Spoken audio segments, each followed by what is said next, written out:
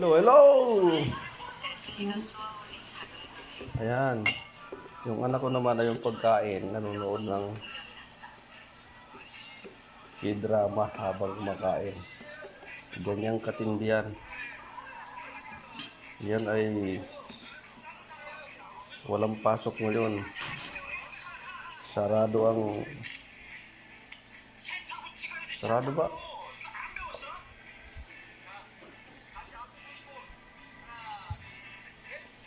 Ayan ang sausawan, o. Ayan. Ayan naman yung tuto. Ayan kangkong. Ayan ang piniritong baboy. Tapos, ito naman kinainan ko. Tapos na ako.